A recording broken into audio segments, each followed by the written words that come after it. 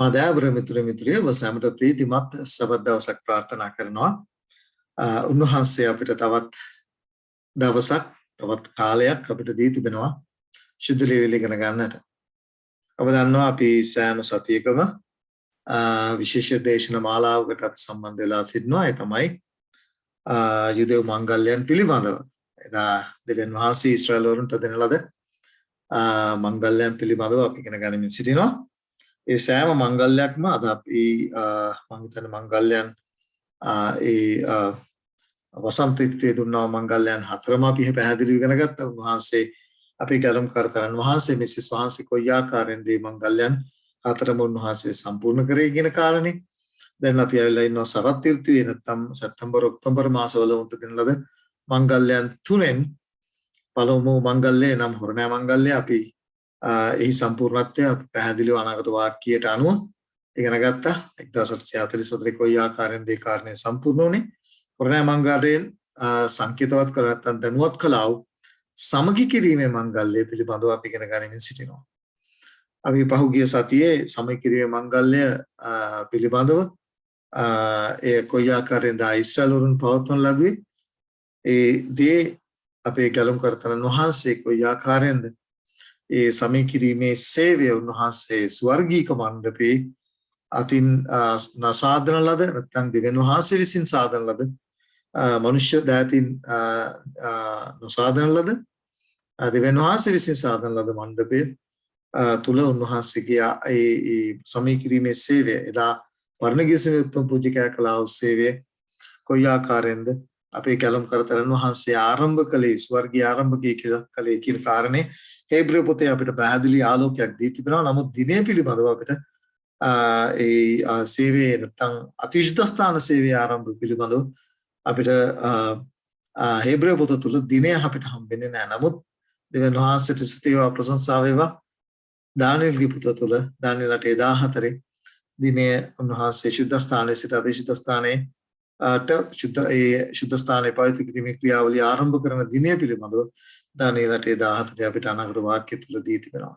අපි උන්වහන්සේට ස්තුතිවන්ත වෙමු. මොකද අපි මේ ලෝකයේ මේ පෘථිවියේ හිටියත් උන්වහන්සේ භූමික සේවය අවසන් කරලා මනුෂ්‍යයාගේ පාපේ ප්‍රශ්න විසඳීමේ භූමික කොටස උන්වහන්සේ අවසන් කරලා ස්වර්ගීය කරන්නා වූ සේවයේ දිනවකවාන පිළිබඳව පවා උන්වහන්සේ අපිට දී තිබෙන බැවින් අපි උන්වහන්සේට ස්තුතිවන්ත වෙමු. දැන් උන්වහන්සේ මේ ආකාරයෙන් උන්වහන්සේගේ කොටස උන්වහන්සේ ස්වර්ගීය කරමින් සිටින අතර එතකොට මේ ශුද්ධ ස්ථානයේ පවිත්‍ර කිරීමේ ක්‍රියාවලිය අද ස්වර්ගයේ උන්වහන්සේ ස්වර්ගීය මණ්ඩපයේ අතිශුද්ධ ස්ථානයේ උන්වහන්සේ කරමින් සිටිනවා. එතකොට උන්වහන්සේ කොටස මනුෂ්‍යයාගේ පාපේ ප්‍රශ්න විසඳීමේදී උන්වහන්සේ කොටස උන්වහන්සේ කරමින් සිටින අතර අපිට කොටසක් තිබෙනවද කරන්නට? මෙන්න මේ කාරණේ තමයි අපි අවධානය අද දවසේදී අද දේශනාව තුළින් යොමු කරන්නට යන්නේ. සියල්ල පැමිණෙන්නේ ඉහළමින් උන්වහන්සේ තමයි අපිට මඟ පෙන්වන්නේ. අපිට කියා දෙන්නේ විශේෂයෙන් මට උන්වහන්සේ තමයි මේ සියල්ල දෙන්නේ. උන්වහන්සේ නොදුන්නොත් මේ කිසි දෙයක් ඔබ ඉදිරියේ තබන්න හැකියාවක් නැහැ. ඒ නිසා අපි උන්වහන්සේට සම්පූර්ණ ලෙස බාර වෙමු, කැප වෙමු. උන්වහන්සේගෙන් බලය ඉල්ලමු, සුද්ධාත්ම මඟ පෙන්වීම ඉල්ලමු. උන්වහන්සේ ආගේ ශුද්ධ මේ උන්වහන්සේ අපිට එල්දරව් කර තිබෙන සත්‍යතාවයේ තේරුම් ගන්න. අහසත් පොළොවත් මා පාලනය කරන්නා වූ සබදස්සේ ස්වාමී ආදරමයන් කාර්යදී පිරණී ඔබ වහන්සේට ස්තුති කරනවා. අපිට මේ සියල්ල ඔබ වහන්සේ එල්දරව් කර දීම ගැන ස්වර්ගීය ඔබ වහන්සේගේ අපි ගලම් කරතරන් වහන්සේ දැන් ස්වර්ගීය කරන්නා වූ සේවය පිළිබඳව පැහැදිලි ආලෝකයක් ඔබ වහන්සේ අපිට දී තිබෙන අධිල්ලෙන් යුක්තව උන්වහන්සේ ඔබ වහන්සේ වෙතට අපේ ගලම් කරතරන් වහන්සේ කරන්නා වූ සේවය කරනකොටගෙන වර්තමාන සේවය කරනකොට ළඟා වෙන්න ඔබ වහන්සේ අපිට දී තිබෙන ආශිර්වාදය ගැන සිතී පියරණි. දැන් ඔබ වහන්සේගේ පාද පාමුල තබනවා අපේ ජීවිතය. පළමුව මට උගන්වන්න පියරණි. මම කිසිත් නැතිකම ඔබ වහන්සේ මට දෙන්නේ. ඒ නිසා ශුද්ධාත්ම බලයෙන් මම පූර්ණවත් කරලා ඔබ වහන්සේට දිනදී මනුෂ්‍යයන් ඉදිරියේ ඔබ වහන්සේගේ දරුවන් ඉදිරියේ තබන්නට තේරුම් යන පරිදි තබන්නට අවශ්‍ය කරන බලය ශක්තිය ඉල්ලමින් කතා කරන්නව මාත් අසන්නව නරඹන්නව සිල් දනාගේ ජීවිතත් ඔබ වහන්සේගේ බලත් වහන්සේට බාර කරන්න එක කරන්නේ. යේසුස් වහන්සේගේ අශුද්ධතම ප්‍රේමණීය නාම සාමයේ ආමෙන්. හොඳයි දායක සහෝදර සහෝදරිය අපි මංගල්‍යයන් ගැන ඒ සම්පූර්ණත්වය ගැන ඉගෙන ගත්තා. දැන් අපි ඉගෙන ගන්න යනවා අද දවසේදී විශේෂයෙන් මේ සරත් ඍතුවේදී ඊසලවරුන්ට දෙන ලද හොරණෑ මංගල්‍යයේ සම්පූර්ණත්වයේ ඉගෙන ගත්තා. දැන් සමීකිරීමේ මංගල්‍යයේ සම්පූර්ණත්වය අපි ගිය සති ඉගෙන ගත්තා. එහෙමනම් උන්වහන්සේ දැන් වර්තමාන සත්‍ය මේකයි. වර්තමානයේ අපි ගලම් කර තන්වහන්සේ ස්වර්ගීය මණ්ඩපයේ සිදු කරමින් සිටිනා වූ මේ සේවය පිළිබඳව ඔබගෙත් මගෙත් කොටස ඔබටත් මටත් කරන්න තිබෙන කොටස පිළිබඳව අද අපි ඉගෙන ගන්නට යනවා ශුද්ධෝලියවිල තුලින්. ඒ නිසා අපි යන් පළවෙනි කාරණයට විශේෂයෙන් ඔබගේ අවධානය යොමු කරනවා. දැන් මේක තේරුම් ගන්නට නම් කොහෙටද යන්න ඕනේ? නැවත වරක් පරණ ගිවිසුමට. මොකද මේ පරණ ගිවිසුම තුළ දී තිබෙන බොහෝ දේශිතෝ පාවල්තුමා කොරින්තුකතේ පැහැදිලිව කියනවා ඒ සියල්ල ලියා තිබෙන්නේ මේ සියල්ල ලියා තිබෙන්නේ කාලවල කෙලවර සිටින්නා ඔබටත් මටත් ගැලවීම පිණිස. පරණ ගිවිසුම නොතිබුණා නම් අපිට අලුත් ගිවිසුමේ කිසි දෙයක් තේරුම් ගන්න හැකියාවක් නැහැ. ගොඩාක් අය කියන දෙයක් තමයි අපිට පරණ ගිවිසුමෙන් ඇති වැඩක් නැහැ. අලුත් ගිවිසුම තිබුණාම හොඳටම ප්‍රමාණවත් කියලා.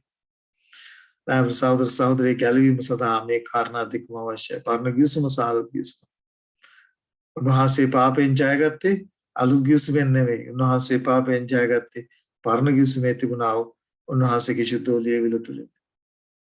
සෑම අවස්ථාවකදීම උන්වහන්සේ ගත්තේ පරණ ගිවිසුම. අමතක කරන්න එපා. ඒ නිසා අපේ ගැලවීම සඳහා එල්දරව් පොත තේරුම් ගන්න ඕනේ කොහෙන්ද? පරණ ගිවිසුමෙන්. උන්වහන්සේ දැන් ස්වර්ගීය කරනා වර්තමාන සේවයේ තේරුම් ගන්න ඕනේ කොහෙන්ද? පරණ ගිවිසුමෙන්.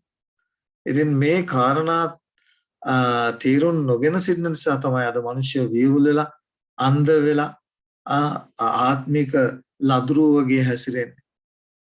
මේ දේවල් ඉගෙන ගන්නකොට විශේෂයෙන් මේ පරණ ගිවිසුමේ ලියා තිබෙනා වූ මේ උන්වහන්සේ දැන් ස්වර්ගීය කරන්නා වූ සේවයේ තීරුම් ගැනීම පිණිස ලියා තිබෙනා වූ දේවල් මිනිස්සු කියවලා චෝදනා කරනවා ඊශ්‍රායල් සරක ගෝත්‍රික වැඩ කළායි කියලා. බලන්න මොනතරම් මේ ලෝකයේ දෙවියෝ වුන්ගේ සිත් අන්ධ කරලාද කියලා. එනිසා අපි මේ කාරණා තේරුම් ගනිමු. ශුද්ධ ලියවිල්ල ලියා තිබෙන්නේ ඔබගෙත් මගෙත් ගැලවීම පිණිස. ඒක පරණ ගිවිසුම හෝ වේවා අලුත් ගිවිසුම වේවා හෝ වේවා මේ කාරණා දෙකම අපිට වැදගත් වෙනවා. මේ පොත් දෙකම වැදගත් වෙනවා. දැන් ඔබගේ අවධානය මම යොමු කරනවා දැන් ස්වර්ගික දේ තේරුම් ගන්නට නම් ඔබ පොළවේ තිබුණු දේ තේරුම් ගන්න ඕන. හේබ්‍රය පොතේ 8 වෙනි පරිච්ඡේදයේ 1 සිට 5 දක්වා ඔබ කියවුවොත් ඉතිහාසයේ භූමික ශුද්ධස්ථානයේ සේවාවන් සහ මංගල්‍යයන් කොයි ආකාරයෙන්ද ගැලවීමේ වඩා විශාල අනාගත සිදුවීම් වල කුඩා පරිමාණයේ ඡායාවක් ලෙස සඳහන් කරලා තිබෙන්නේ. අවනවත වරයක් කියනවා. ඉතිහාසයේ නැත්නම් ඒ ඊශ්‍රායල් සෙනගට දුන්නා වූ මේ භූමික ශුද්ධස්ථානයේ සේවාවන් මංගල්‍යයන් කොයි ආකාරයෙන්ද ගැලවෙන්නා වූ ඔබටත් මටත් වඩා විශාල අනාගත සිදුවීම් වල නැත්නම් මේ වර්තමාන සත්‍ය ඔබටත් මටත් තේරුම් ගැනීම පිණිස කුඩා ප්‍රමාණයෙන් ඒක ඡායාවක් හැටියට පිළිඹුවක් හැටියට දී තිබෙන්නේ කියන කාරණය. අද බලන්න මම ඔබට මේ දේශනේ කරගෙන යන අතර ඔබට අද මනුෂ්‍යයා ඉන්නව අන්ධ භාවය පිළිබඳව ඔබ ඉදිරියේ ටිකක් මතක් කර දෙනවා. මොකද ඔබ දැනගත යුතුමයි. අපි අද දන්නවා විශේෂිත සභාවක් විශේෂයෙන් මේ කාරණයට පරණ ගිවිසුමේ මංගල්‍යයන් දැන් ඉන්න දෙවියන් වහන්සේගේ දරුවෝ පවත්වා යුතුයි කියන කාරණේ පුදුමාකාර විදිහට උගන්වමින් මේ සඳහා පොළඹවමින් සිටින මොනතරම් අපරාධයක්ද කරන්නේ ක්‍රිස්තුස් වහන්සේ දැන් ස්වර්ගීය කරන්නා වූ සේවයට මොනතරම් අපහාසයක්ද කරන්නේ කියන කාරණේ අද දවසේදී ඔබ තේරුම් ගන්නට යනවා. උන්වහන්සේ කරන දේ තවත් කෙනෙකුට කරන්න හැකියාවක් නැහැ. උන්වහන්සේ සම්පූර්ණ කරපු දේ තවමත් අපි කරේ තියන් යනවා නම් ඒක උන්වහන්සේට කරන අපහාසයක්. උන්වහන්සේ පරණ ගිවිසුමේ මේ සියලු ඊශ්‍රායල් සරන්ට දුන්නේ අනාගතේ කරන් තිබෙනා වූ ඉතා විශාල දේ නැත්නම් උන්වහන්සේ කරන්ට සම්පූර්ණ කරන්ට තිබුණා වූ නැත්නම් උන්වහන්සේ ආරම්භ කරන්ට නියමිත වුණා වූ මේ සේවයේ කුඩා ඡායාවක් හැටියට ඊශ්‍රායල් වරුන්ට දුන්නා. බලන්න සුදෝ පාවල්තුමා හේබ්‍රය පොතේ 8 වෙනි පරිච්ඡේදයේ 1 සිට 5 දක්වා මොනවද කියන්නේ කියලා. ඉතින් අප කියන දේ වලින් ප්‍රධාන එක නම් ගැලවීමට බලපාන ප්‍රධාන එක සුදෝ පාවල්තුමා පොත් ඔච්චර ලියලා තියෙනවා. ඒ සියලු දේ වලින් ප්‍රධාන එක මොකක්ද කියලා සුදෝ පාවල්තුමා කියනවා මොනවද?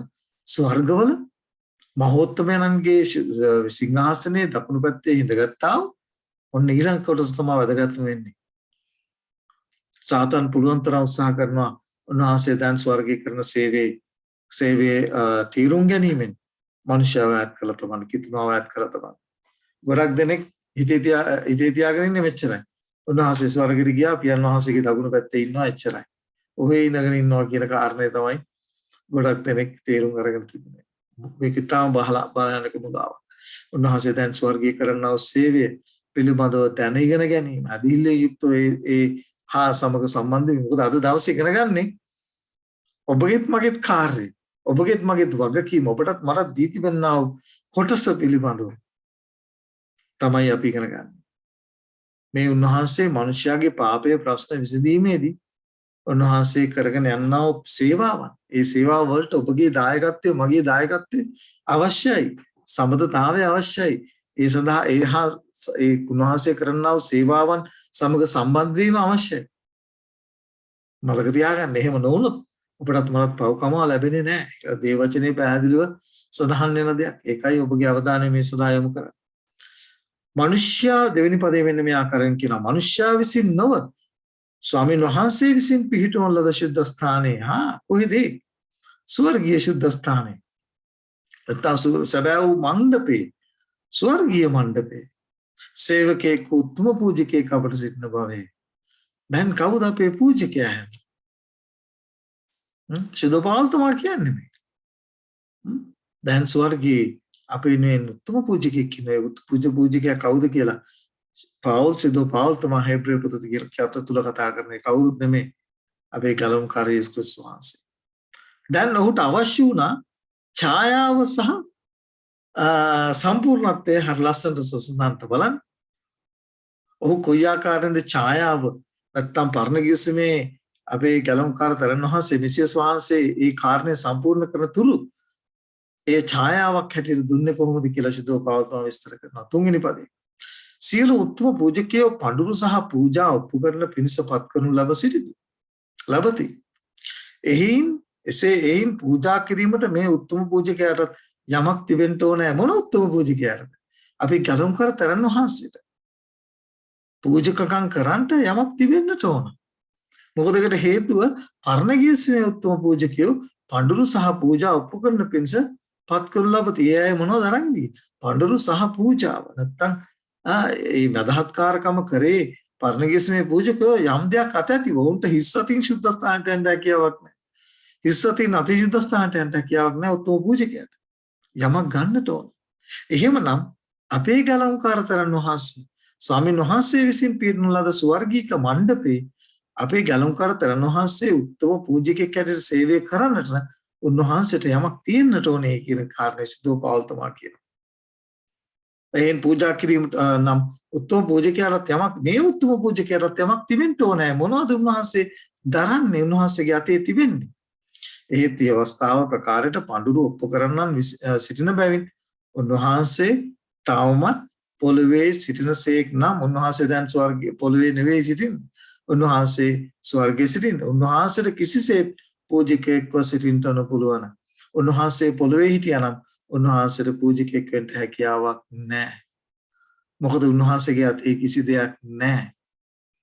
පරණ ගිවිසුමේ පූජකයන්ගේ අතේ යමක් තිබුණා. පූජකකම් කරන්නට, මදහත්කාරකම් කරන්නට පරණ ගිවිසුමේ පූජකයන්ගේ අතේ යම් දෙයක් තිබුණා. උන්වහන්සේ මේ ලෝකයේ හිටියනම් උන්වහන්සේ පූජකෙක් හැටියට උන්වහන්සේගේ අතේ කිසි දෙයක් නැහැ පූජකකම් කරන්නට. ඊට පස්සේ පස්වෙනි පදයේ මෙන්න මේ ආකාරයෙන් කියනවා. මෝසෙස් මණ්ඩපයේ සාදන්ට යන කල කන්දේදී මෙන්න ශුද්ධෝපාවතුමා ලස්සනට ලියලා තියෙනවා. කන්දේදී නුඹට පෙන්වන ලද ආදර්ශය ලෙස මෝසෙස්ට දෙවියන් වහන්සේ කතා කරලා කියනවා මම නුඹට පෙන්වන ආදර්ශය ලෙස පරණ ගිවිසුමේ ලියා තිබෙනවා. මම නුඹට පෙන්වන ආදර්ශය ලෙස මේ පොළොවේ මට වාසය කරන්න ශුද්ධ ස්ථානයක් හදන්න දෙයි කියලා. ස්වර්ගික දේ මෝසෙස්ට පෙන්වනු ලැබුවා. එහි ආකෘතිය නැත්නම් එහි සටහන තමයි ඔව් මේ පොළොවේ ඒ නිර්මාණය කරලා ලැබුවේ. මොනවද කියන්නේ? මෝසෙස් මණ්ඩපයේ සාදන්ට යන කල මොනවද කිව්වේ දෙවියන් වහන්සේ? කන්දේදී නුඹට පෙන්වන ආදර්ශය ලෙස සියල්ල සාදන්ට බලා ගන්න ඕන. ස්වර්ගික දේ වගේ මේ පොළොවේ මණ්ඩපයේ සාදන්ට බලා ගන්න ඕනේ කියලා දෙවියන් වහන්සේ ආඥා කළ හැටියට ඒ පූජකයෝ කොයි පූජකයෝද? පරණ ගිවිසුමේ පූජකයෝ ස්වර්ගීය වූ දේවල් වලට සටහනක්ව ස්වර්ගීක දේ තමයි ඒ දේ ආරම්භ කරන තුරු අපේ උත්තම පූජකයා හැටියට පත් වෙලා ඒ සේවය ආරම්භ කරන තුරු ඒ පූජකයෝ ස්වර්ගීක දේවල් සටහනක්ව ඡායාවක්ව තිබෙන දෙයට සේවය කරති. අපි දන්නවා සැබෑ දේ ආවම ඡායාව පහ වෙලා යනවා. ඡායාව අදාළ වෙන්නේ නැහැ. සැබෑ දේ ආවම කවුද සැබෑ දේ? කවුද පූජකයා? පූජකයා උන්වහන්සේ, පූජාවත් උන්වහන්සේ. උන්වහන්සේට දැන් ස්වර්ගීක පූජකත්වයේ නැත්නම් පූජකෙක් හැටියට උන්වහන්සේ ආලේප ලබලා තිබෙන්නේ. උන්වහන්සේට යම් දෙයක් තිබෙනවා උන්වහන්සේගේ දෑතේ. පූජකකම් කරන්නට, මදහත්කාරකම් කරන්න. පරණ ගිවිසුමේ පූජකයන්ගේ අතේ යම් දෙයක් තිබුණා. ඒ තමයි බැටළු ලේ තිබුණා. මදහත්කාරකම් කරන්නට.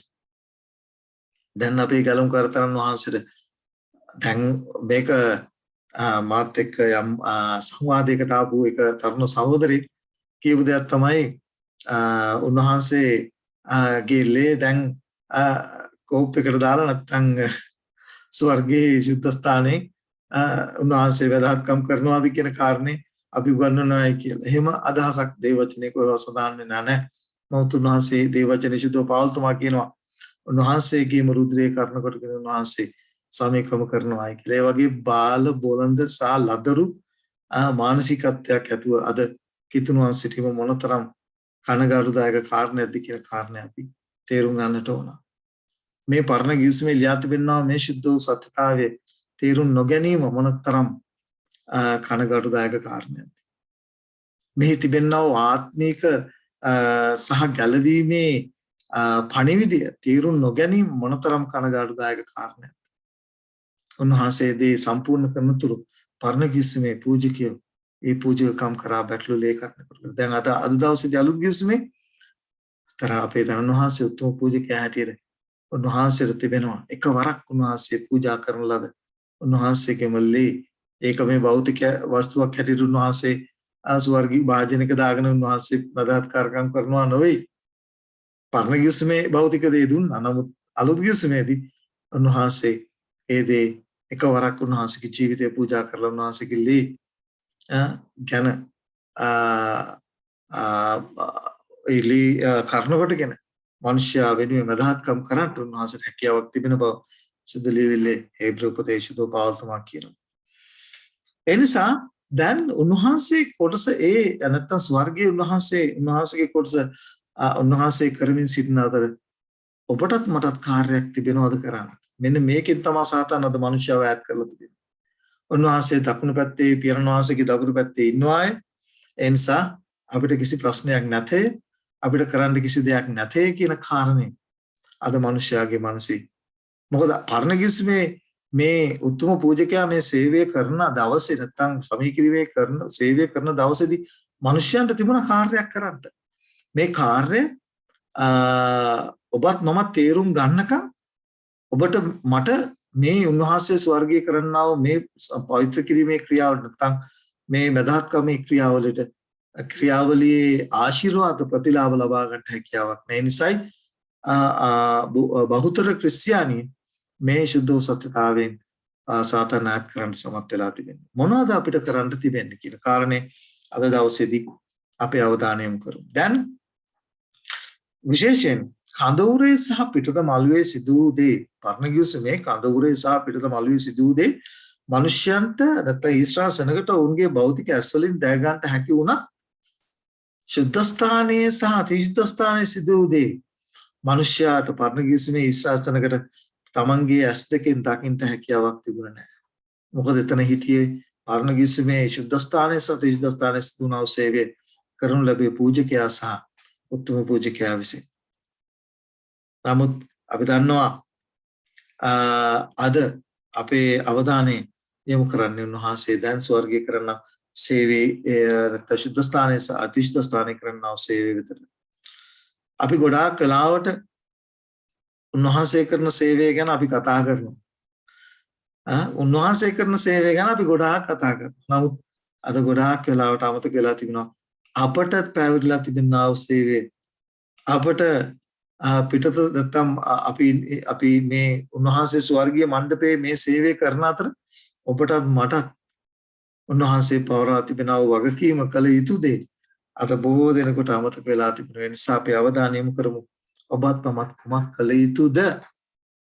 උන්වහන්සේ දැන් මේ ස්වර්ගයේ දැන් මේ මොහොතේ ස්වර්ගයේ මණ්ඩපයේ අතිවිශුද්ධ ස්ථානයේ මේ සේවය පවිත්‍ර කිරීමේ ක්‍රියාවලිය කරන අවතරදී ඔබටත් මටත් කුමක් මොන වගකීමක් කුමක් කිරීමට උන්වහන්සේ පවරා තිබෙනවා. මේක තේරුම් ගන්නට නැවත වරක් යන්න ඕනේ පරමගිරිසට. දැන් උත්තම පූජකයා මේ සේවයේ නිරත වෙලා ඉන්නකොට මේ සමකිරීමේ දවසේදී සමකිරීමේ මංගල්‍යයේ දවසේදී මේ උත්තම පූජකයා මේ සේවයේ නිරත වෙලා ඉන්න අතරදී මිනිස්සු මොනවද කරේ? එළියේ සිටියා පිටත මළුවේ සිටියා මිනිස්සු මොනවද කරේ කියන කාරණයට අපි අවධානය යොමු කරමු. ඒ තුලින් තමයි අද ඔබටත් මටත් පවරා තිබෙනා වගකීම තේරුම් ගන්නට හැකියාවක් තිබෙන්නේ. මොකද අපේ උත්තම පූජකයා ස්වර්ගීය මණ්ඩපේ අතිවිශුද්ධ ස්ථානයේ මේ සේවය කරමින් සිටිනවා. එතකොට දැන් ඔබටත් මටත් බාර දීලා තියෙන වගකීම මොකක්ද? අපි පැහැදිලිව දකිනවා 1844 දී අනාගත වාක්‍යයට අනුව මේ උන්වහන්සේ මේ සුද්ධ ස්ථාන පවිත්‍ර කිරීමේ සේවය ආරම්භ කළා. විනිශ්චය ආරම්භ කළා.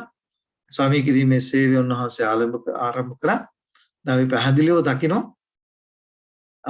පරණ ගිවිසුමේ මේ සුද්ධ ස්ථානයේ පවිත්‍ර කිරීමේ දවසේදී නැත්නම් සමී කිරීමේ දවසේදී ඒකට සහභාගී වුණා වූ ඇදහිල්ලෙන් යුක්තව සම්බන්ධ වුණා වූ ජන කොටසක් හිටිය.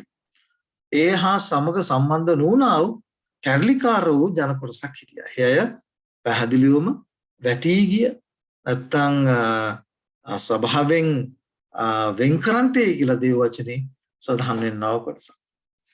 ඔබගේ අවධානය විශේෂයෙන් මේ කාරණයට යොමු කරන්න ඕන. මොකද එච්චර වැදගත්.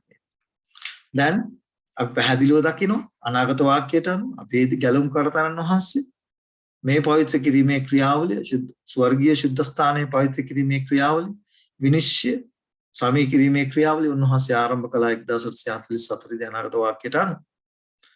එහෙමනම් උන්වහන්සේ දැන් ස්වර්ගීය කරන්නා වූ සේවයේදී ඔබටත් මටත් බාර දී දෙන වාක්‍යම කුමක්ද? අපි තේරුම් ගනිමු පරණ ගිවිසුම තුල.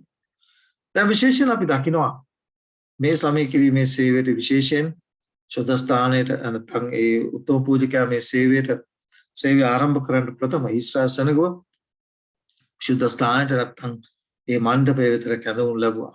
එය සුද්ධ වූ සභා රැස්වීමක් හැටියට නියම කරනු ලැබුවා. දෙවියන් වහන්සේ ලෙවි කතාව පොතේ 23 වෙනි පරිච්ඡේදය අපිට තියෙනවා.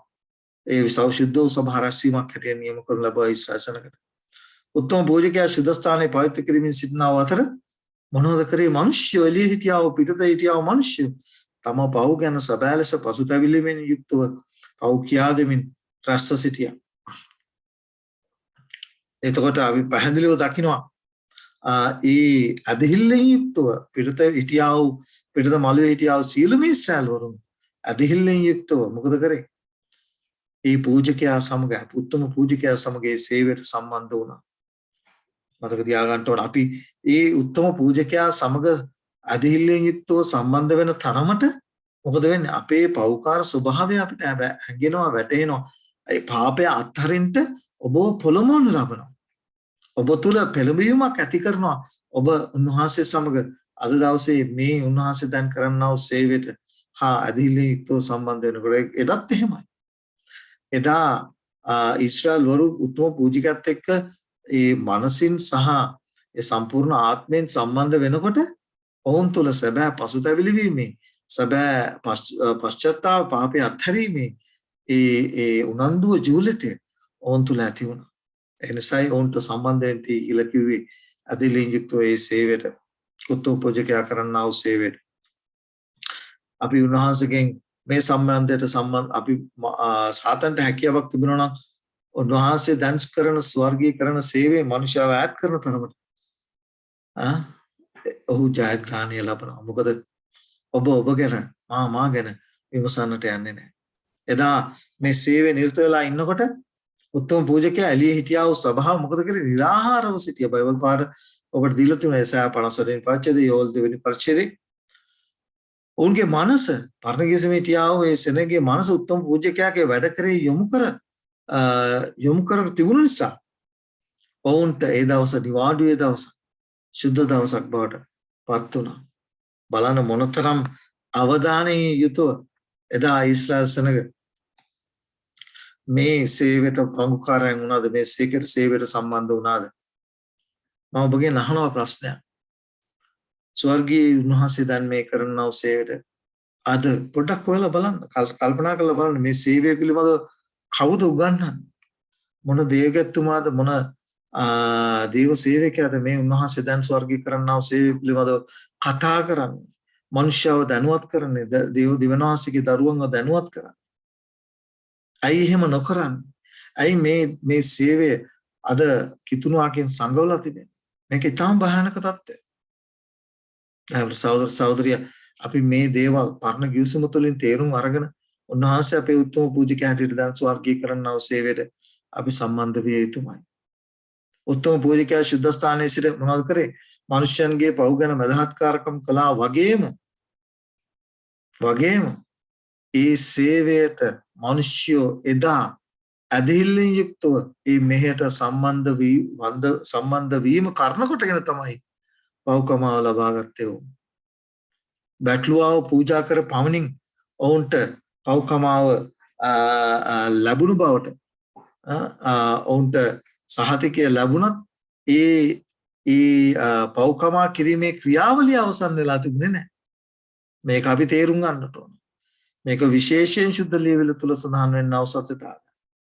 ඔවුන්ට ඒ පව්කමාව අපි බැදී වචනේ පැහැදිලිව කියනවා. හේබ්‍රෙය පොතේ පැහැදිලිව ලියලා තිබුණා ගොන්නුන්ගෙන්වත් වස්සන්ගේවත් බැටළුවන්ගේවත් ලේවලින් පව්කමා කරන්නට හැකියාවක් නැහැ කියලා. ඒක කළ හැකියව තිබෙන්නේ උන්වහන්සේගේ ජීවිත පූජාව සහ උන්වහන්සේ දැන් ස්වර්ගීය කරනව සේවය කරනකොටගෙන කියන කාරණේ. එනිසා එදා ඊශ්‍රායල් සෙනග මේ සේවයට ඉතා ඕනෑකමින් යුක්තව, නිරාහාරයෙන් යුක්තව, තමන් ගැන සම්පූර්ණ පසුතැවිලිමෙන් ආත්මයෙන් යුක්තව සම්බන්ධ වුණා සේම අද උන්වහන්සේ ස්වර්ගීය කරනව මේ සේවයට ඔබත් මමත් පාප කියා දෙමින්, පාපය අත්හරිමින් උන්වහන්සේ සමග මේ පවිත්‍ර ක්‍රීමේ ක්‍රියාවලියට සම්බන්ධ විය යුතුමයි. එහෙම නොවුනොත් උන්වහන්සේ සමග මේ දැන් ස්වර්ගීය කරනව සේවයට ඔබත් මමත් සම්බන්ධ නොවුනොත්, මේ ක්‍රියාවලියට උන්වහන්සේ යේසුස් වහන්සේ කරනව මේ සේවයට සම්බන්ධ නොවුනොත් මතක තියාගන්න, උන්වහන්සේට හැකියාවක් නැහැ. යේසුස් වහන්සේට හැකියාවක් නැහැ ඔබගේත් මගේත් පාපය පවිත්‍ර කරන්නට. ඇදහිල්ලෙන් යුක්තව උන්වහන්සේ සමග සම්බන්ධ වෙන අයට පමණයි මේ උන්වහන්සේ දැන් ස්වර්ගීය කරනව සේවයේ ප්‍රතිඵල, එහි ප්‍රතිලාභ, එහි ආශිර්වාද උරුමය භුක්ති විඳින්න හැකියාවක් ලැබෙන්නේ.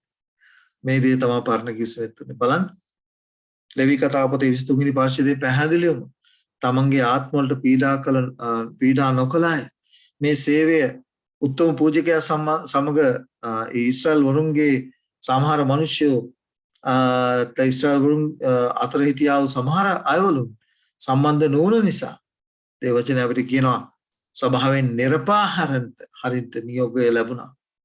ඒ කතාව පොතේ 23 වෙනි පරිච්ඡේදයේ 28 30ක් දක්වා ඔවුන් සිසදමන්ට ඕනෑ කියලා කිව්වා. තවමත් තවදුරටත් ඔවුන් සෙනගයක කොටසක් නොවන බව ඔවුන්ට දන්නු ලැබ. ඒකයි මම කියන්නේ. මේ පණිවිඩය උගන්වන්නේ නැති, මේ පණිවිඩය පිළිගන්නේ නැති උන්වහන්සේ විශේෂයෙන් දේවදූතයන් තුන්දෙනාගේ පණිවිඩය එල්දරව් පොතේ 17 වෙනි පරිච්ඡේදයේ විනිශ්චය පිළිබඳව දෙවියන් වහන්සේට බයම, උන්වහන්සේට ගෞරව දීම, උන්වහන්සේගේ ශුද්ධ වූ දවසට ඇතුල් නොවන්නා මේ අහසත් පොළොවත් මැව් තරන් වහන්සේට නමස්කාර නොකරන්නා වූ සියලුම ක්‍රිස්තියානි සභාවන් සමාවෙන්න ඕනට මම මේ විදිහට කතා කරනකොට නමුත් ඇත්ත තිත්තයි.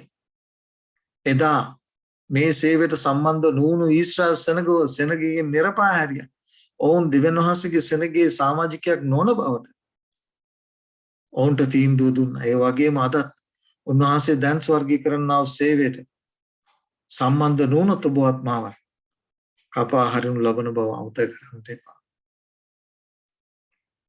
1844 මේ සේවයේ මේ උන්වහන්සේ දැන් ස්වර්ගීය කරන්නා වූ සේවයේ පිළිබඳව පුන පුනා එල්දරව් කරනකොට මොන මම නැවත වරක් අහන්නේ ඔබගෙන්.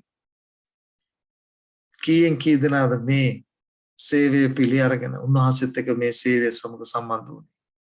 අද කීයෙන් කී දෙනාද උන්වහන්සේ දැන් ස්වර්ගී කරන්නා වූ මේ සුද්ධ වූ සේවය සමග සම්බන්ධ වෙලා තිබෙන්නේ? මොකද ඒකට හේතුව ඔබත් මමත් සම්බන්ධ වෙන්න ඕන. ඒ සම්බන්ධ වීම කරන කොටගෙන තමයි ඔබත් මමත් පවිත්‍ර කිරීමේ ක්‍රියාවලියට උන්වහන්සේ පවිත්‍ර කිරීමේ ක්‍රියාවලිය උන්වහන්සේට කරන්න හැකියාවක් ලැබෙන්නේ. පරණ කිවිසුමේ සේවයට සම්බන්ධ වුණ අය තමයි පවිත්‍ර වුණේ. අනිත් අය සභාවෙන් නිරපා හැරියා. උන්වහන්සේගේ පැමිණීමේ දවසේදී මොකද වෙන්න ඕන? ජීවත්ව සිටිනා වූ ඔබටත් මටත් උන්වහන්සේ ශුද්ධ දෙවි කෙනෙක්ව මුණ ගැසීමට විශේෂ සූදානමක් අවශ්‍යයි. මෙහිදී මම විශේෂයෙන් මම ජීවත් වෙන රටේ අපි කියනවා රජිනව නැත්තම් රජිනව මුණ ගැසෙන්න අවශ්‍ය නම් විශේෂ සූදානමක් අවශ්‍යයි. ඒක මම පැහැදිලිව දන්න දෙයක්. රජවරුන්ගේ රජ ස්වාමීරුන්ගේ ස්වාමියාණන් එන්නව දවසේදී උන්වහන්සේව පිළිගන්න උන්වහන්සේ සමග උන්වහන්සේ ඉදිරියේ සිටින්න සවිශේෂ සූදානමක් අවශ්‍යයි. ඒ සූදානම අපේ ආත්මික මනුෂ්‍යයා සහ ශාරීරික මනුෂ්‍යයා කියනා වූ කාරණා දෙකෙන්ම සම්පූර්ණ වෙන්න ඕන.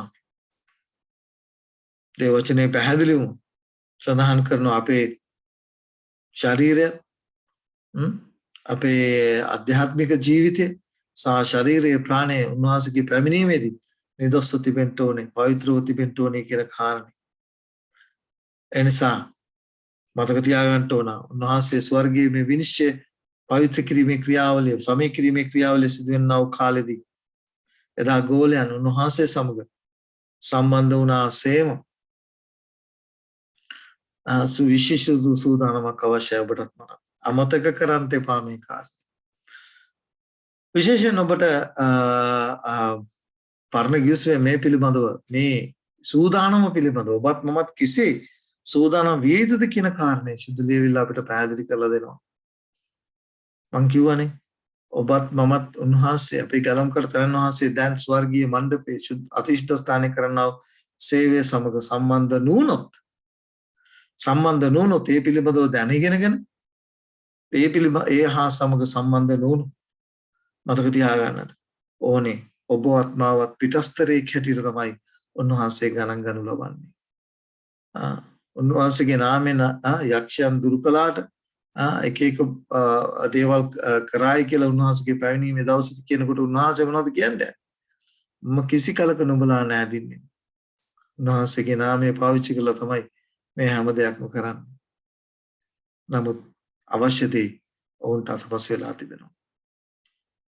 හේබ්‍ර පොතේ 12 වෙනි පදයේ 14 සිට 16 දක්වා පැහැදිලිව 28 සිට 29 දක්වා පැහැදිලිව කියනවා සියල්ලන් සමග සමාදානයේ සිටින්ටත් ශුද්ධකම නැතුව කිසිවෙත් ස්වාමීන් වහන්සේ නොදක්නා බැවින් ඔබට තේරෙන්නට ඕන ශුද්ධකම නැතුව අපිට උන්වහන්සේව දකින්න හැකියාවක් නැහැ. ශුද්ධකම අනුව යන්නත් උත්සාහ කරන්න. කිසිවෙක් උන්වහන්සේ කියනවා ඊට පස්සේ 15 වෙනි පදේ කිසිවෙක් දෙවියන් වහන්සේගේ කරුණාවෙන් පසුබට නොවන පිණිසද තිත්තකමේ මුලක්වත් හටගෙන ඉන්න නුඹලා කලඹා බොහෝ දෙනෙකු පිළිතු නොවන පිණිසද වෛශ්‍යාකම් කරන්නෙක්වත් මුදවට මතක තියාගන්න මේ වචන කෑම ටිකට තමාගේ කුළුඳුල්කම වික්කා වූ ඒසාව මෙන් දේව අභක්තිකයෙක්වත් නොසිටින ලෙසද මොකද ඒකේ තේරුම? අපේ ක්‍රිස්තියානි ප්‍රතිපත්තීන් එදා තමන්ගේ කුළුඳුල්කම කෑම වේලයකට පාවලා දුන්නා. අපේ ක්‍රිස්තියානි ප්‍රතිපත්තීන් අපි පාවලා දෙනවද අද දවසේ? ආහාර පාන වෙන්න පුළුවන්, අඳුම් කලඳුම් වෙන්න පුළුවන්, අපි යන්නේ ගමන් බිමන් වෙලට පුළුවන්, අපි බලන කියන දේ වෙන්න පුළුවන්. උන්වහන්සේගේ ශුද්ධ වූ සබත් දවස වෙන්න පුළුවන්. මේවා අපි පාවලා දෙනවද? අපේ තිබෙන තෘෂ්ණාව නිසා, අපේ ආශාව නිසා, අපේ පෞද්ගලික ආත්මාර්ථකාමී අවශ්‍යතාවයන් සපුරා ගන්නට අපි ක්‍රිස්තියානි ප්‍රතිපත්තීන් පාවලා දෙනවද? මොනවද මෙතන කියන්නේ? කැම ටිකට කුළුඳුල්කම වික්කාව ඒසවමෙන් දේව අභක්තිකයෙක් නොවන පිණිසද බලාගන්න. අපි අහන්න ඕන අපේ මේ ප්‍රශ්නේ. අපි කොයි ආකාරද? සොලොවන්ට බැරි රාජ්‍යයක් ලබන්නා වූ අපි 29 වෙනි පදේ හෙබ්‍රෙව් 12:29 අපිට කියනවා ගෞරවෙන්ද දේව බහින්ද දෙවියන් වහන්සේට ප්‍රසන්න ලෙස සේවය කරන පිණිස ඒ අනුග්‍රහය ඇතිව සිටීමක් නිසාද අපේ දෙවියන් වහන්සේ විනාශ කරන ගින්නක් කිය. මේ ගින්නේ ඉන්න පුළුවන් කාටද කියලා මම වෙනම දේශනයක් ඔබ ඉදිරියේ කර තිබෙනවා. උන්වහන්සේගේ පැමිණීමේ දවසේදී කාටද ඉන්න පුළුවන් කියලා එල්දරව් පුතේ අහනවා. ඒකයන්ගේ පුතේ 3 වෙනි පරිච්ඡේදයේ 1 සිට 3 දක්වා ඔබ කියවොත් දේව දරුකම ඔබටත් මට දීලා තිබෙනවා. දේව දරුකම. මේ නිසා මෙතන කියනවා ඒකයන්ගේ පුතේ මේ නිසා ලෝකයා උන්වහන්සේව නෑඳින්න බැවින් අපද අඳුනන්නේ නැත. ප්‍රේමවන්තයනි දැන් අපි උන්වහන්සේගේ දරුවෝයි. අපි කොයි ආකාර වන්නමුදයි තම ප්‍රකාශ වී නැත. උන්වහන්සේ ප්‍රකාශ වුණාම අපි උන්වහන්සේට සමාන වන බව දනිමු. මග්නසද උන්වහන්සේ සිටින ආකාරයටම අපිත් උන්වහන්සේ දකින්නමු. උන්වහන්සේ සිටින ආකාරයටම අපි උන්වහන්සේ දකින්නමු. උන්වහන්සේ කරේ මේ බලාපොරොත්තුව තබා සිටින සියල්ලම සියලු දෙනාම උන්වහන්සේ පිරිසිදුව සිටින්නාක් මෙන් තමුන්ව පිරිසිදු කරගනිති.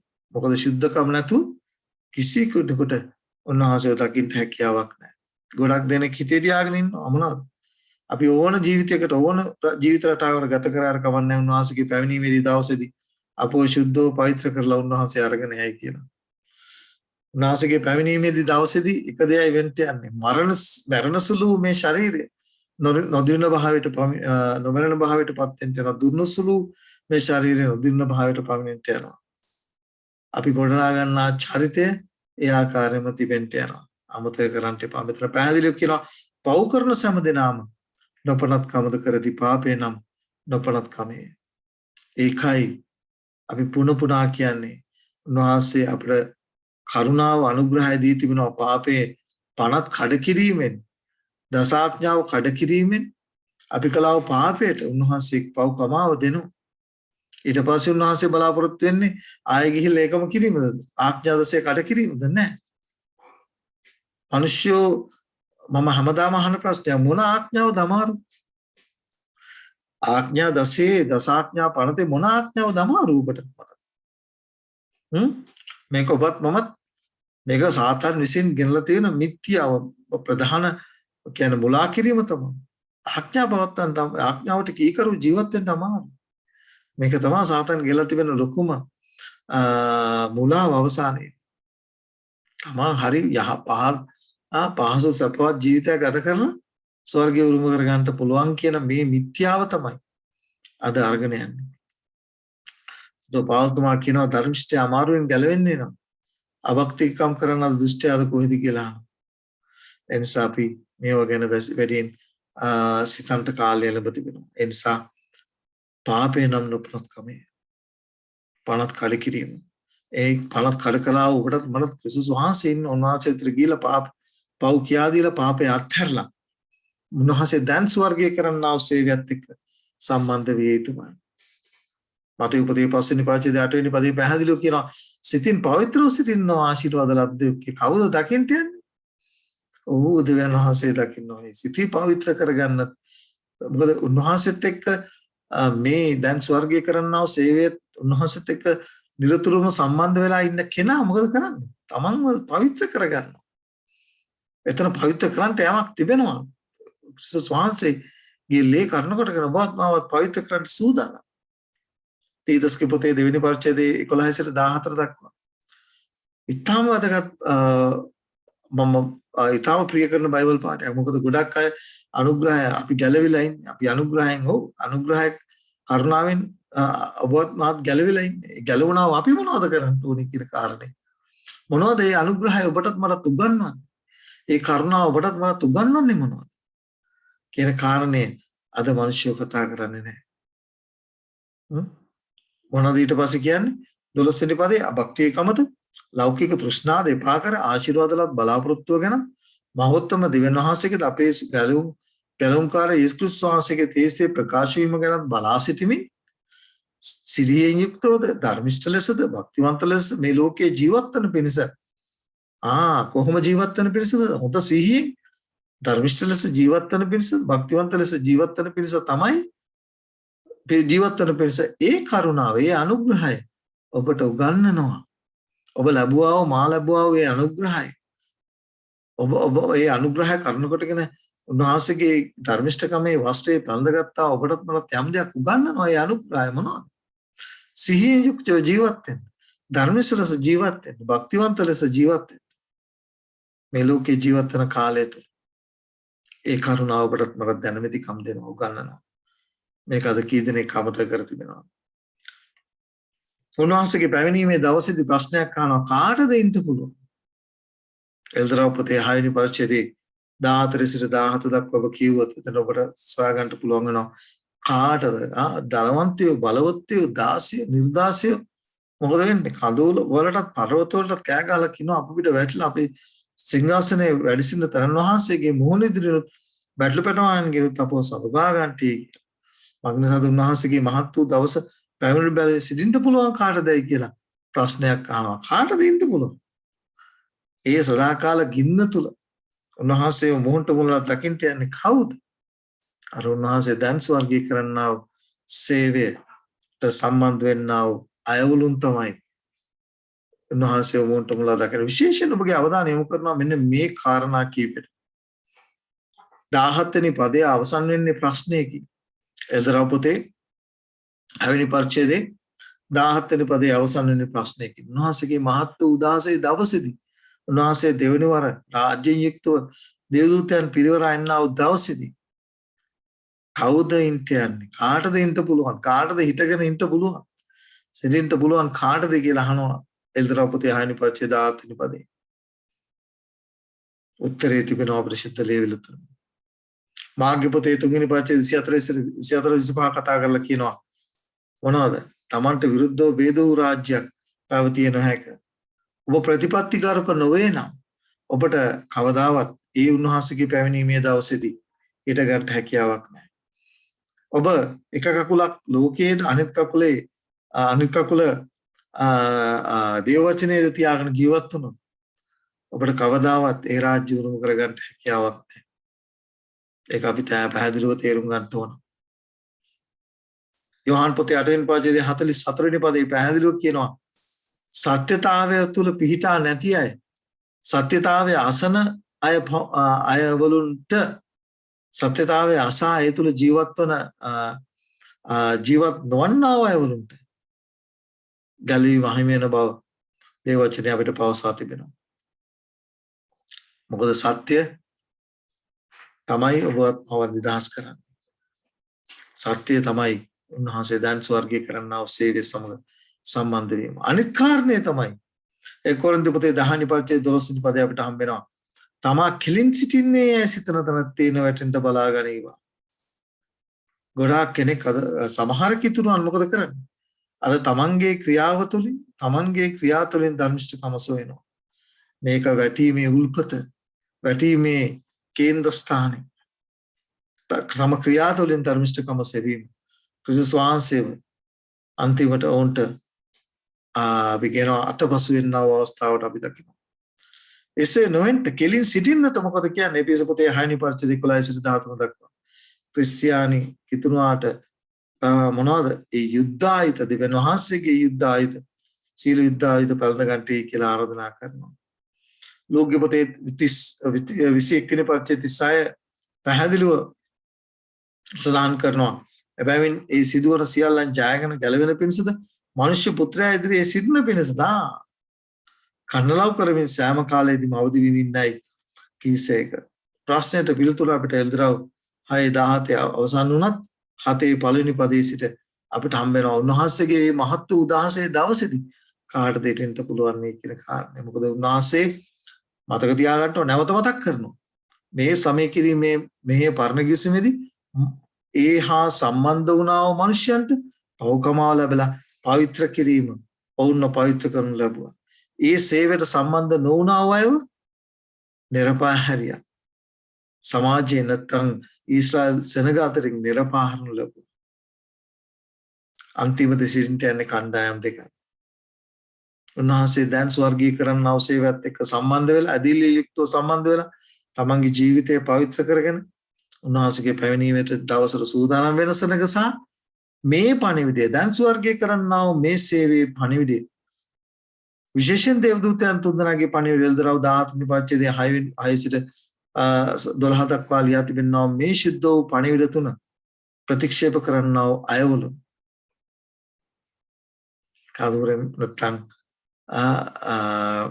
cut off නැත්නම් ඕන්න සෙනගතෙන් සිල් දමුලවන්ට යනවාසගේ පැමිණීමේ දවසේ එනිසයි මේ ශුද්ධ වූ වචනය සුද්ධ වූ සත්‍යතාවය ඔබත් මමත් තේරුම් ගත යුත්තේ. අපි දන්නවා 1,47,000 ගැන කතා කරන එල්දරව් 7 වෙනි පරිච්ඡේදයේ සිට එල්දරව් 6:17 අහන ප්‍රශ්නෙට එල්දරව් 7:1 සිට 4 දක්වා පිළිතුරු හම්බ වෙනවා.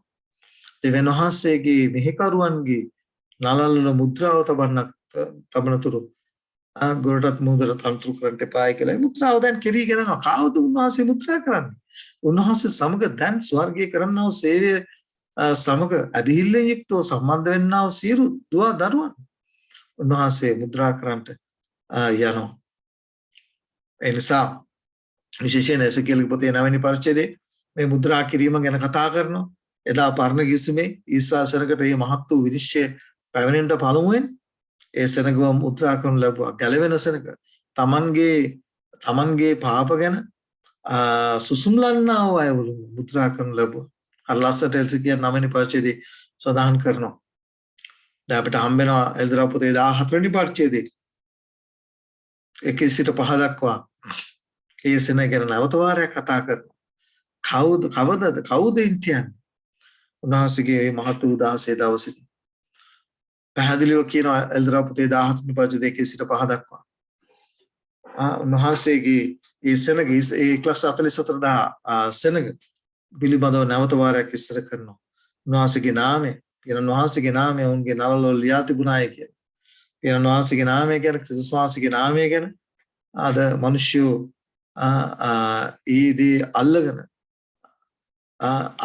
අවශ්‍ය දේ ඔවුන්ගෙන් මගහැරී තිබීම මොනතරම් කනගාටුදායක කාරණයක්ද. උන්වහන්සේගේ නාමය තමන්ගේ නලවල ලියා තිබුණායි කියලා කියන්නේ උන්වහන්සේගේ නාමය උච්චාරණය කිරීම නොවේ. උන්වහන්සේගේ නාමය කියන්නේ උන්වහන්සේගේ චරිතය. ඒ චරිතය ඔබ තුළ මා තුළ ගොඩනගා ගැනීම. මේ නැත්නම් මේ චරිත ලක්ෂණ පිළිබඳව ලිස්ට් එකක් ඔබ ඉදිරියේ තබා තිබෙනවට පේනවා ඇති. ඒ එල්දරව් පොතේ 7 වෙනි පරිච්ඡේදයේ කතා කරන්නා වූ 14 වෙනි පරිච්ඡේදයේ මට මතක හැටියට එල්දරව් පොතේ 17 වෙනි පරිච්ඡේදයේ 1 සිට 5 දක්වා කතා කරන්නා උන්වහන්සේගේ පැමිණීමේ දවසේදී ඉන්න පුළුවන් සෙනග පිළිබඳව විස්තරයක් දී තිබෙනවා. ඒක සාරාංශ කර තිබෙනවා. බලන්න. එතන කතා කරනවා බැටළු පැටවාණන් කොහේ ගියත් උන්වහන්සේව අනුගමනය කරනවා කියන කාරණේ. අපි ඔබත් මමත් උන්වහන්සේව අනුගමනය කරනවද හරියට? උන්වහන්සේ මේ ලෝකේ ජීවත් වෙන අවතරේදී උන්වහන්සේ ගත කළා වූ ඒ සුද්ධ වූ ජීවිතය නැත්නම් ඒ දුන්නා වූ ආදර්ශය සෑම උදෑසනකම පියාණන් වහන්සේත් එක්ක සම්බන්ධ වෙන පාපයෙන් ජයගත්තේ කොහොමද? දේව වචනේ තුලින් පාපයෙන් ජය ගැනීම උන්වහන්සේ මිනිසයාට දක්වා කරුණාව ප්‍රේමය සතුරන්ට උන්වහන්සේගේ කුර්සියේ දක්වා උන්වහන්සේ ප්‍රේම කළා වූ ආකාරය මේවා අපේ ජීවිතේ උන්වහන්සේ ඒක නිසා තමයි උන්වහන්සේ තුළ තිබෙනා වෙච්ච සුද්ධ චරිත ලක්ෂණ ඔබ තුළ මා තුළ ගොඩනගා ගන්නට නම් මොකද කරන්න ඕනේ? පළමුව පවිත්‍ර කිරීමේ ක්‍රියාවලියට ඔබත් තමත් අදීලෙන් සම්බන්ධ වෙලා පවිත්‍ර කරගෙන ඒ උන්වහන්සේගේ සුද්ධ චරිත ගුණාංග ඔබ තුළ මා තුළ ගොඩනගා ගන්නට ඕනේ. ඔවුන්ගේ නලල් මත පියාණන් වහන්සේගේ නාමය පුත්‍රයන් වහන්සේගේ නාමය ලියා තිබෙනවායි කියලා සඳහන් වෙලා තිබෙන්නේ. උන්වහන්සේගේ චරිතය පිළිබඳ චරිතය ඔබ තුළ මා තුළ ගොඩනගා ගැනීම. එයාට අවුරුදු ගීතිකාවක් ගායනා කරන්න යනවා. ඔවුන් වහන්සේගේ පැමිණීම මොහොත මුල්ලා දකින්නා වූ සෙනඟ මරණ රසය නොවිඳින්නා වූ සෙනඟ. ඒ වචනේ තෙසලෝනික පොතේ පැහැදිලිව සුදෝ පාල්තුමා කියනවා ජීවත් වෙලා ඉන්නා වූ අය ගැන උන්වහන්සේගේ පැමිණීමේ දවසේ. ඊළඟට කියනවා ඔවුන් ස්ත්‍රීන්ගෙන් අපවිත්‍ර නොවන අය කියලා. මේකත් වැඩි විදිහට ගොඩක් අය තේරුම් ගන්නවා. ස්ත්‍රී හැටියට සභාව හඳුන්වන දේ වචනේ. ව්‍යාජ සභාවන්ගේ ඉගැන්වීම් වලින් දුෂ්‍ය නොවුනා වූ අද ගොඩාක් දෙනෙක් පුරුදු වෙලා ඉන්නවා. මේ දේශනය නරඹනවා ඊට පස්සේ ගිහලා තව දේශනයක් නරඹනවා. තව එකක් නරඹනවා. ඉතින් මහා වියවුලකටපත් වෙනවා. දැන් සහෝදර ඔබත් මමත් සුද්ධ සත්‍යතාවයේ තේරුම් ගත්තට පස්සේ ආයේ මේ වියෝල්වන ව්‍යාජ ඉගැන්වීම් පස්සේ දුවන්ට අවශ්‍යතාවයක් නැහැ. එහෙම දුවනවා නම් ඔබට බෑ ඒ සුද්ධ වූ කොටසට ඇතුල් වෙන්න හැකියාවක් නැහැ. ඔවුන්ගේ මුහුන් තුල ඔවුන්ගේ මුවින් කිසි වංචාවක් පිට නොවන බව අපිට හම්බ වෙනවා. ඔවුන් නොකැලල් සෙනගක් බව අපිට හම්බ වෙනවා. මේ ප්‍රශ්නේම යෝවෙල්ගේ පොත තුළ එසාගේ පොත තුළ ගීතාවලිය පොතේ පැහැදිලිව 15 වෙනි පරිච්ඡේදයක අහනවා ස්වාමීනි ඔබගේ මණ්ඩපයේ සිටින්නේ කවුද? ඔබගේ පිරිසු කන්දේ වසන්නේ කවුද කියන කාරණා. පිටුර දී තිබෙනවා ගීතාවලිය පොතේ 15 වෙනි පරිච්ඡේදයේ කියවන්න. කිවල බලන්න කවුද උන්වහන්සේගේ පිරිසු කන්දේ ඉඳින්න යන්නේ. ජයග්‍රහණේ රහසය තමයි පාපේ පාකර උන්වහන්සේ කරේ අවධානය යොමු කිරීම. අවසාන වශයෙන් එපිසෝඩ් පොතේ 15 වෙනි පරිච්ඡේදයේ 25 දක්වා ඔබගේ කොටස මගේ කොටස අපි මේ උන්වහන්සේ ස්වර්ගයේ උන්වහන්සේගේ සේවයේ නිරත වෙලා ඉන්නකොට ඔබගේ මගේ කොටස අද අපි මේ කාරණේ සම්පූර්ණ කරන්න ඕන. උන්වහන්සේගේ පැමිණීමේ දවසේදී උන්වහන්සේ ක්‍රිස්තුස්වහන්සේ මොනවද කරේ? පුරුෂයනි ක්‍රිස්තුස්වහන්සේ සභාවට ප්‍රේම කර ආයුධසා තමන්ව පාවා දුන්නාක් මෙන් නුඹලාගේ භාර්යාවන්ට ප්‍රේම කරන්න එසේ කළේ යයි උන්වහන්සේ සභාව මොනවද උන්වහන්සේ බලාපොරොත්තු වෙන්නේ? ඔබගේ උන්වහන්සේ ශුද්ධව කැලලක් හෝ රැලි හෝ එමදු යමක් නොමැතිව ඒ දේ කරන්නේ කොහොමද? වචනේ නැමැති වතුරේ සේදීම.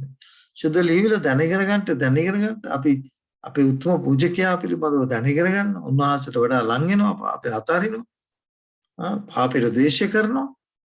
වචනේ නැමැති වතුරෙන් සේදීමෙන්. නාසික ගීතාවලිය පොතේ 119 වෙනි පරිච්ඡේදය පැහැදිලිව කතා කරනවා. තරුණෙක් තමාගේ මාර්ගය පවිත්‍ර කරන්නේ කොහොමද? ඔබගේ වචනය ප්‍රකාර පැවැත්වීමෙන්. ආඥාවලින් මුලාවන්ට නොදුන මැන. දේවාඥාවලින් ඔබට විරුද්ධව පව නොකරන පිණිස ඔබගේ වචනේ මාගේ සිතේ නිදහන කරගතිමි. දාවිද රජතුමාගේ ආඥාව. දේවකොරින්ථ පොතේ පැහැදිලිව කතා කරනවා. උන්වහන්සේ බොහොත් මාවත් වෙනස් කරන්නට යනවා. මේ වෙනස් කරන්නට නම් ඔබ මේ වෙනස් කිරීමේ ක්‍රියාවලියට ඔබ සම්බන්ධ වී සිටීම අත්‍යවශ්‍යයි. වෙනස් කිරීමේ ක්‍රියාවලට සම්බන්ධ වී සිටීම අත්‍යවශ්‍යයි. ඒ නිසා අපි මතක තියාගනිමු. උන්වහන්සේ අපිට මේ ශුද්ධ කැඳවීම දී තිබෙනවා. උන්වහන්සේ දැන් ස්වර්ගීය කරන්නා වූ සේවය සමග අධිලික්තව සම්බන්ධ වෙලා සබෑ පශ්චාත්තාපයේ මනස්තාපයෙන් පාපේ අතහරින් පාපේ දේශ කරමින් උන්වහන්සේගේ චරිතය සම්පූර්ණතර ගොඩනැගීමයි උන්වහන්සේ මගේ බලාපොරොත්තු වෙන්නේ. ඒ කරන්ට උන්වහන්සේ ඔබටත් මට ආශිර්වාද කරන සේක්වා. ආමෙන්.